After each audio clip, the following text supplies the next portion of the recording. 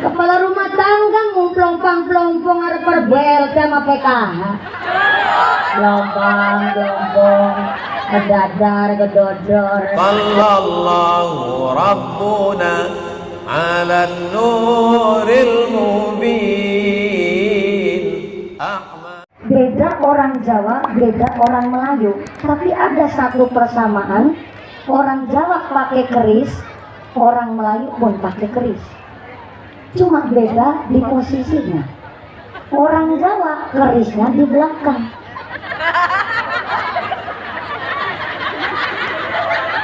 Mohon izin, kenapa orang Jawa kerisnya di belakang? Mohon izin, orang Jawa mengutamakan musyawarah.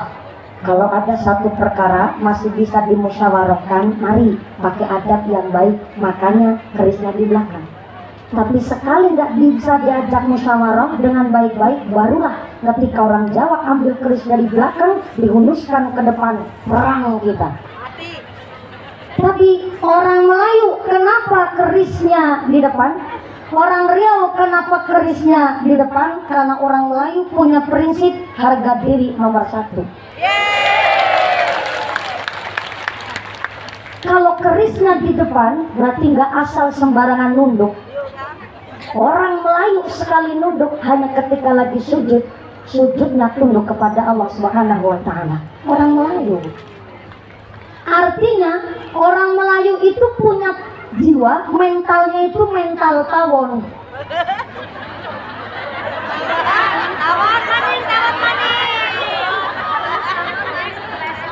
Tawon bukan sembarang tawon. Tawon adalah hewan yang dikasih ilham oleh Allah, sampai dibuat surat oleh Allah, An-Nahl, wa auha rabbuka ilan nahli. Ternyata tawon adalah diberikan ilham oleh Gusti Allah. Karena tawon punya jiwa, harga diri nomor siji, harga diri nomor satu. Allah kasih amanah tawon senjata namanya sengat binti untuk, you know.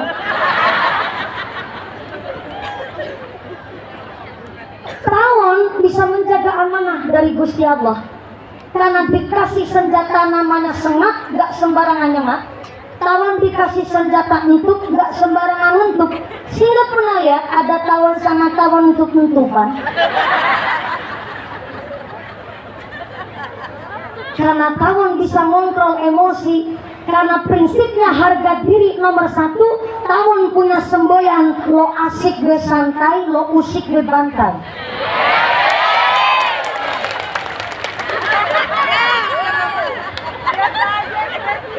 Mental orang Melayu begitu. Walaupun kerisnya di depan, dengan seketika gampang orang Melayu, orang Riau ambil keris di depan. Tapi orang Melayu punya prinsip, al muslimu man salimal muslimuna min yadihi wa lisanihi. Sebaik-baiknya orang muslim adalah yang mampu menjaga perbuatannya dan mampu menjaga lisannya. Kalau disengat kerasa sakit, gak usah nyengatkan orang lain. Kalau dientuk rasa sakit, gak usah ngentuk sama yang lain. Kalau dia ngomong jelek rasa sakit hati, gak usah ngomong jelek sama yang lain. Prinsip orang Melayu, orang Riau begitu. Punya jiwa, harga diri nomor satu, gak sembarangan nyengat walaupun punya senjata. Tepuk tangan dulu dong buat orang Riau. Yang keprok utangnya lunas kabeh. Jangan minyak keras, ketara utangnya banyak. Semoga rezekinya yang barokah. Amin Allahumma. Amin Allahumma. Dan setiap pengajian saya di Kabupaten Rokan Hulu, satu lagi hikmah yang saya ambil, beliau Bapak Bupati selalu didampingi oleh ibu kita, Ibu Ketua Tim Penggerak PKK, panjenenganipun bentar Ibu Hajah. Takut salah saya. Ibu Hajah Teni Herma Herawati. Mohon izin Ibu, alhamdulillah beliau sangat-sangat paham untuk selalu mendampingi para suami. Karena di balik suami yang sukses pasti ada seorang istri yang doanya mustajabah. Tepuk tangan dulu buat para ibu pejabat kita yang selalu mendampingi sukses karir para suami. Jadi bapak-bapak ini jangan pada sombong nih Pak. Bapak-bapak udah pada punya pangkat di pundak, bertitel-titel pangkatnya. Pak Kepala Kejaksaan, alhamdulillah, yang lagi hamil 8 bulan setengah ya Pak.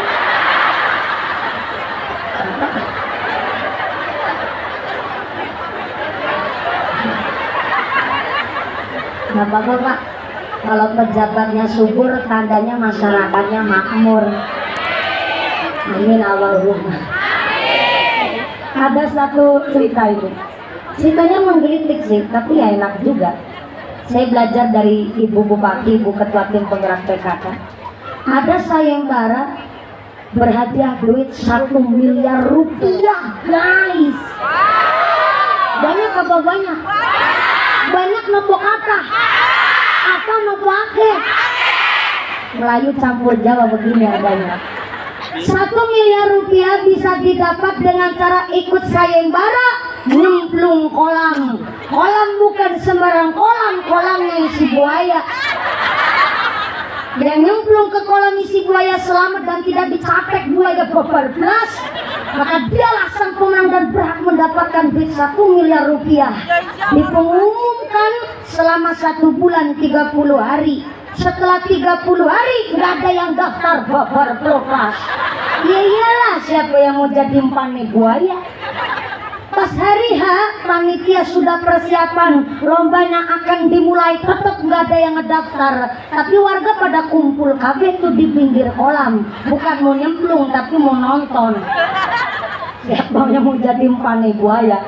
Setelah nonton sampai siang jam 10:15, tetap nggak ada yang daftar. Akhirnya sampai setengah 11 tetap nggak ada yang daftar. Akhirnya panitia menutup pengumuman dengan tanpa orang yang mau ikut jadi peserta. Akhirnya dihitung mundur, ditutup acaranya. 10, 9, 8. Tertiba ada yang langsung negur, mak jegur bapak-bapak sekitar usianya Pak Wakil Bupati. Nyemplung ke kolam isi buaya, dia ngelangi sekuat tenaga, didukung, disemprot, didoakan sampai di tanggulnya kolam selamat dan tidak kecokot buaya sama sekali. Seluruh penonton terheran-heran, mesti wong ahli tawasul, mesti orang ahli manakib ini. Kalau doa mesti doanya ngelangil ini. Pantesan nyemplung kolam isi buaya nggak kecokot babar belas. Akhirnya setelah dia naik ke tanggulnya kolam selamat dengan tidak ada luka sedikit pun, dialah sang pemenang dan berhak mendapatkan duit 1 miliar rupiah. Setelah naik ke podium, panitia hendak menyerahkan duit 1 miliar. Pemenang bilang, stop, aja gugupan dikit, duit 1 miliar diberikan kepada saya. Nah, kenapa Pak Pemenang? Saya mau tanya, tadi siapa yang jejak saya dari belakang?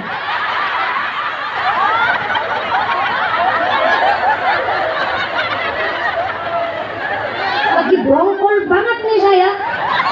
Saya nyemplung itu ada yang ngejejak saya dari belakang. Ayo, siapa yang ngejejak saya? Nggak ada yang aku. Dari ribuan penonton yang lihat, nggak ada yang aku. Akhirnya sang pemenang bilang, yaudah nih, karena nggak ada yang aku nih, saya udah dapat 1 miliar nih. Ya 500 juta saya kantongin sendiri. Ya 500 juta sisa akan saya berikan kepada pelaku yang ngejejak saya dari belakang. Siapa yang ngejejak saya? Ada yang ngacu, ternyata istrinya sendiri.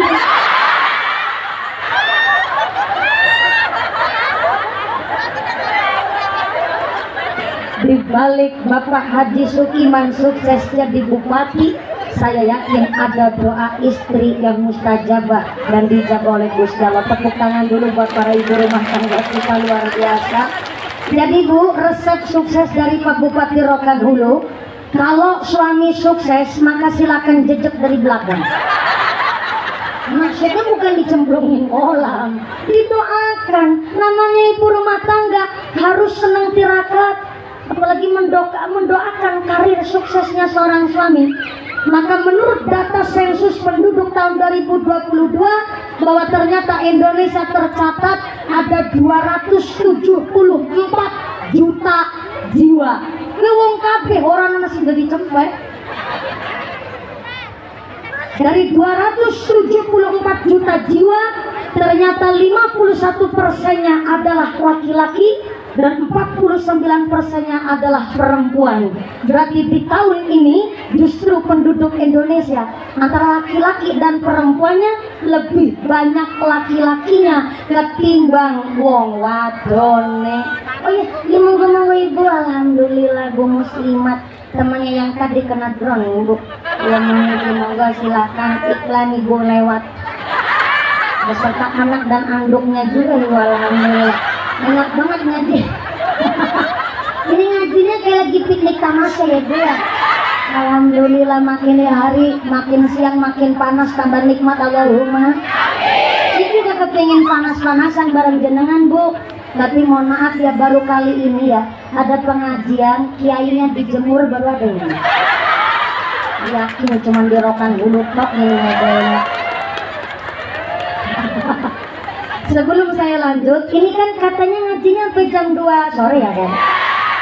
Ini berhubung saya adalah orang yang, saya orang bijaksana banget bu. Maka hari ini saya harap panjenenganipun Bapak Bupati Kabupaten Rokan Hulu, Bapak Haji Sukiman kerso memberikan pidato sambutan untuk arahan kepada seluruh warga masyarakat Rokan Hulu yang hadir di halaman rumah dinas kantor dinas Bapak Haji Sukiman selaku Bupati Kabupaten Rokan Hulu untuk memberikan arahan di acara pengajian Isra wal Mi'raj dan pembukaan MTQ tahun 2023 1444 Hijriah. Silakan Bapak Bupati Kabupaten Rokan Hulu, Bapak Haji Sukiman untuk memberikan pidato sambutan, memberikan arahan kepada warga Rokan Hulu. Shallu ala Nabi Muhammad. Allahumma shalli ala Muhammad.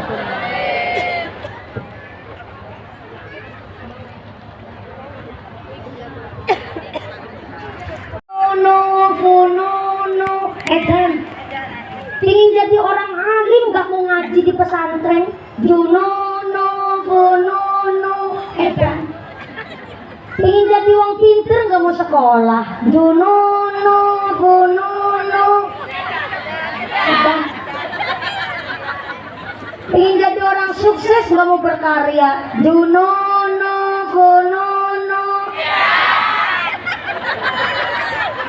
Kepala rumah tangga ngumplompang-plompong arep perbel sama PKH. Lompang-lompong, ngedadar, ngedodor, lembarak, lemburu kayak teklesan dokter.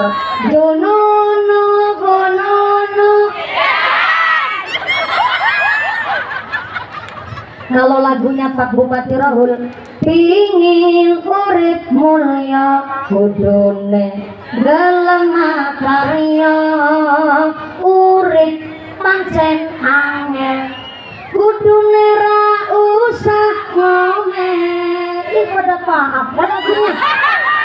Iya, Pak Bupati juga bisa lagunya Kus Plus. Itu lagunya Kus Plus. Asli lagunya begini.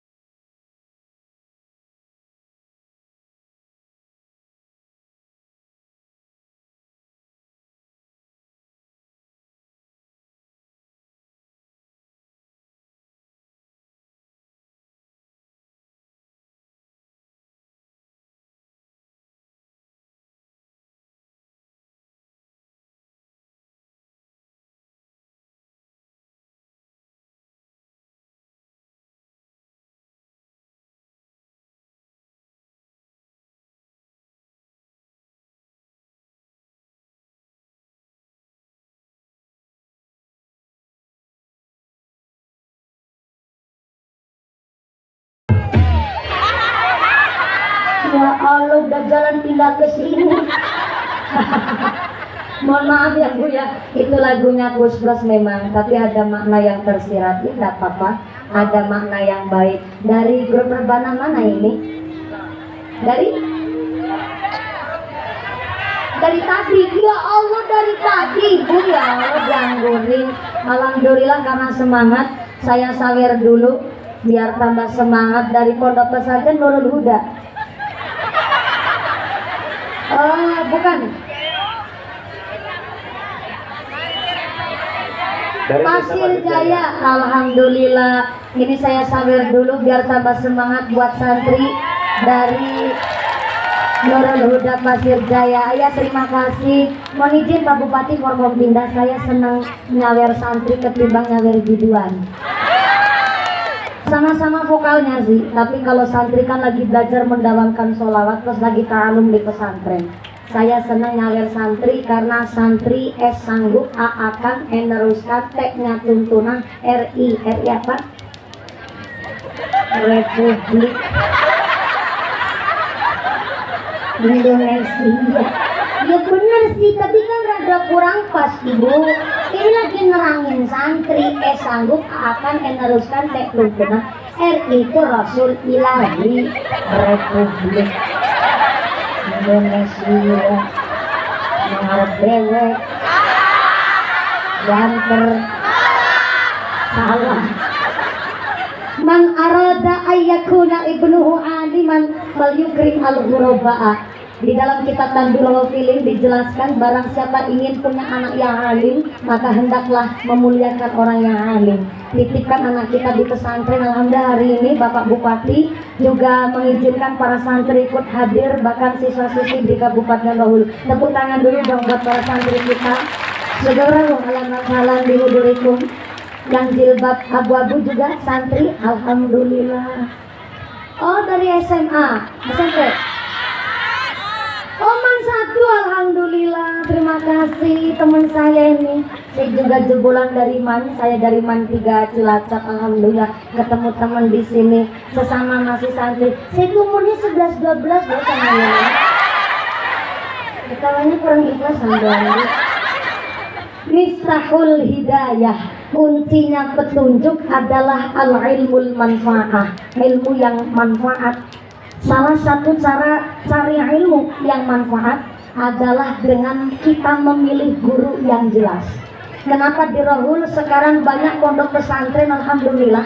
Yang tadinya tadi Bu Abuk bilang sampai Bu Kapolres dan jajarannya ngendika bahwa ternyata di Rohul itu dulu kalau ngaji santri ke Sumatera Barat.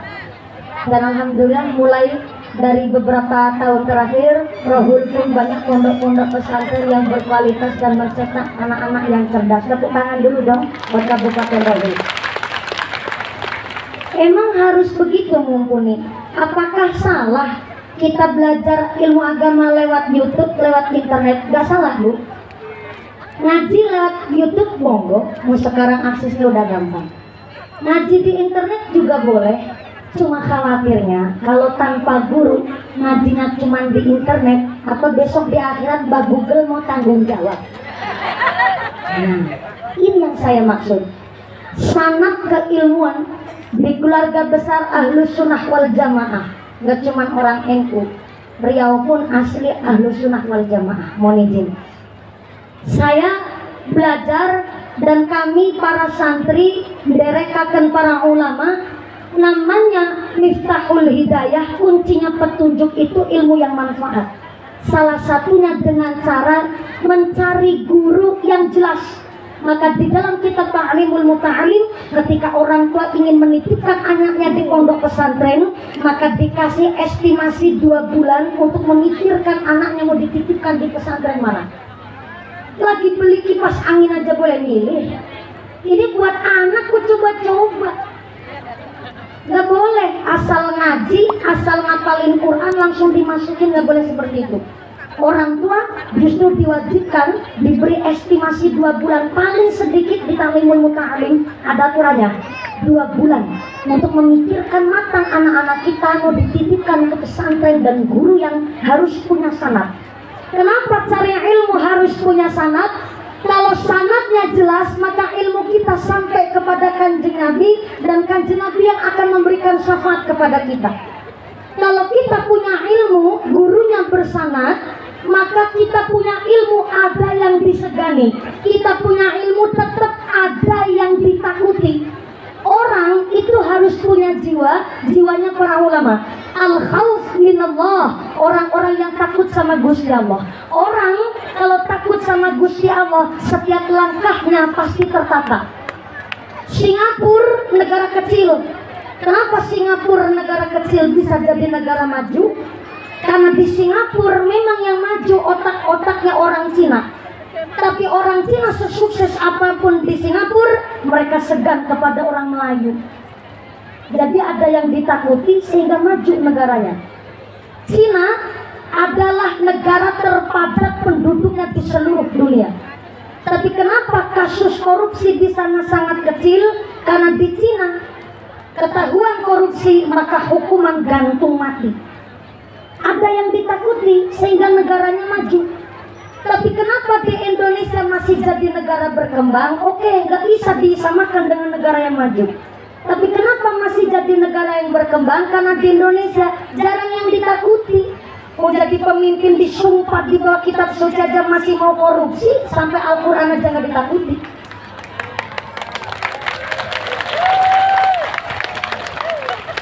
Maka kenapa hari ini seluruh dari Forkompinda didukung oleh Pak Bupati, setiap ada pengajian masyarakat selalu diikut sertakan. Supaya apa? Masyarakat ikut ngontrol bagaimana aktivitas para pejabat kita berkinerja di Kabupaten Rohul. Tepuk tangan lagi nggak apa-apa. Udah kayak lepekin manuk darah sampai ini benar-benar kebrok. Harus ada yang ditakuti supaya apa? Setiap langkah itu tertata. Maaf ya, kenapa di Indonesia sudah tahu mencuri itu wasariqatu faqta'u aydiyahuma, pencuri lanang pencuri wadon wajib tangannya diketok dua-duanya. Kalau nggak percaya tanya sama Pak Kepala Kejaksaan, belum paham masalah perundang-undangan. Tapi kenapa masih saja banyak orang Indonesia korupsi? Jangankan pejabatnya, masyarakat yang kecil aja mau nyolong. Apalagi yang punya kekuasaan, kalau nggak didasari iman gampang nyolongnya. Padahal tahu nyolong itu perbuatan dosa. Tapi kenapa tetap ada pejabat yang korupsi? Karena dia tahu tapi tidak dijadikan ilmu. Sanadnya nggak jelas. Kalau ilmunya bersanad, berarti ada yang ditakuti, ada yang disegani.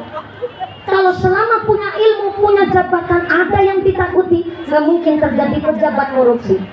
Jangankan yang pejabat, kita orang Islam masih banyak tahu bahwa inna sholata kanat 'alal mu'minina kitaban mawquta. Salat adalah kewajiban setiap mukmin yang telah ditentukan waktunya. Kenapa masih banyak orang Islam malah nggak sholat? Tahu, nggak sholat itu perbuatan dosa, tapi tetap nggak mau sholat. Kenapa? Cuman sekedar tahu, tapi nggak dijadikan ilmu. Ini pentingnya anak kita ngaji di pesantren, bersanad ilmunya. Jangan ada ragu menitipkan anak di pesantren.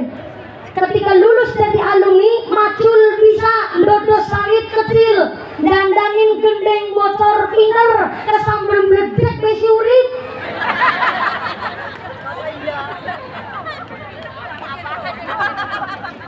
Segala cuaca oke namanya santri. Kenapa? Tahu dasar ilmu beradaptasi di masyarakat. Habis lulus dari pesantren lanjut kuliah boleh. Lanjut ke jadi kepala dewan boleh. Nyalon DPR silahkan. Nyalon polisi juga boleh, asal khotam 6 juz, masuk akpol tanpa syarat. Gak tanya-tanya sama Pak Kapolres, bintangnya 2. Jangan-jangan malah Kapolres Rohul ini ada di polisi karena khotam 6 juz ini Pak Kapolres. Santri loh. Segala medan mampu. Maaf, tidak ada niat saya membandingkan. Hanya sekolah formal saja, lulus S2, magister titelnya, tanpa ngaji, tanpa mau ngerti ilmu agama, maka habis lulus magister langsung dodo sawit, kan gak pantas Bu. Ya pantas wong S2 magister. Walaupun jurusan pertanian hanya sekedar sekolah formal, nggak tahu pendidikan agama dan nggak mau tahu ngaji, maka setelah lulus dari magister kok ngarit kan kurang pantas. Tapi sepahit-pahitnya santri lulus dari pesantren kok dodo sawit dino-dino ngarit tetap pantas. Kenapa? Dia punya dasarnya ilmu, pondasinya ilmu. Kalau sampai anak santri, anak kita nggak ngaji, terjadi di Serang Banten, anak mantu demenan sama mertua. Itu kan orang nggak ngaji. Kalau ngaji tentunya tahu namanya anak mantu. Contoh nih, anak mantu, mantu lanang, habis wudhu, senggolan kulit sama mertua perempuan, maka tidak batal wudhunya. Kenapa? Setiap madhab semuanya paham, namanya mertua haram untuk dinikahi. Tapi nggak ngaji, ya kejadian ada anak mantu demenan sama mertua. Aneh aja mantu lanang, udah dikasih produk malah doyan pabrik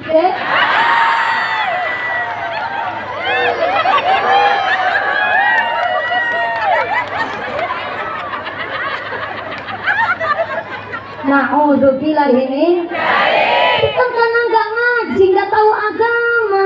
Jadi akhirnya kejadian ada mertua doyan karo mantune. Ya Allah, na'udzubillah ini.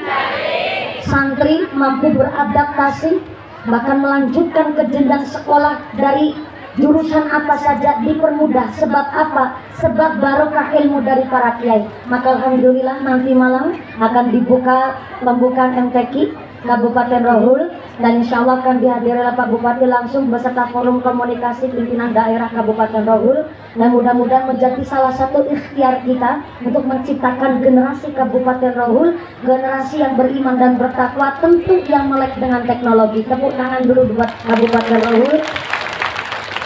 Mamamu jam berapa? Jam berapa? Jam 10. Gimana ceritanya orang naik jam 10 kurang seperempat, jam setengah 12 Bu. Ya Allah, ngajinya udah lama banget Pak Bupati. Dari jam 10 kurang seperempat ini udah jam setengah 12. Insya Allah gimana? Begini, saya sampaikan 5 menit aja. Pak Bupati Rohul mengundang saya ini atas dari rekomendasi Ibu Ketua Tim Penggerak PKK Kabupaten Rohul. Tepuk tangan dulu dong. Makasih Bu.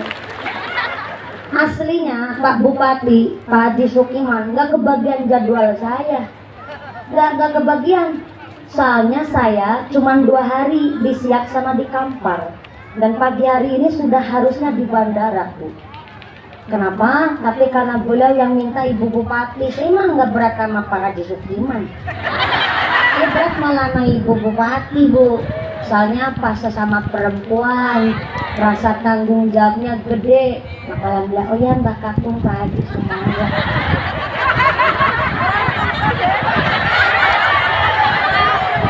Terima kasih Pak Haji ya. Barokah kami Pak Haji, para sesepuh kami diberkahi oleh para sesepuh itu. Terima kasih ya Pak. Nanti sampai sana jawab lagi nih. Lagi saya tunggu nih. Oh iya Pak.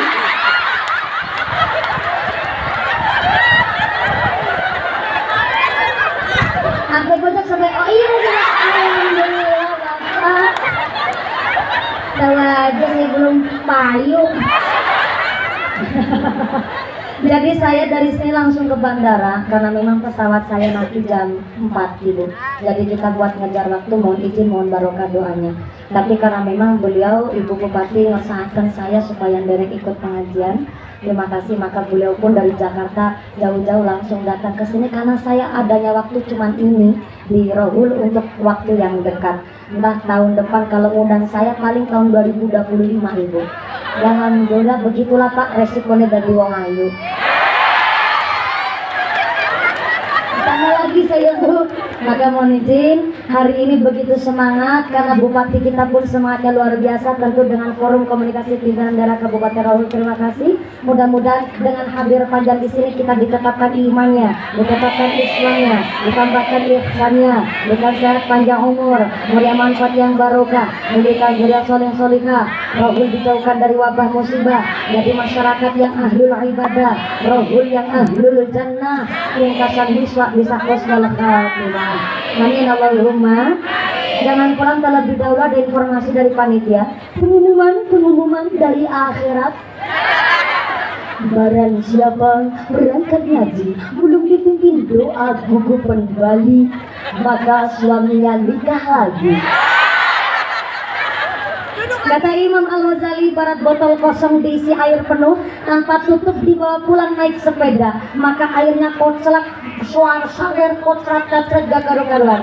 Pengajian kita pun demikian, udah ngaji ada isinya, ada sedikit humornya, mudah-mudahan membawa manfaat dan barokah.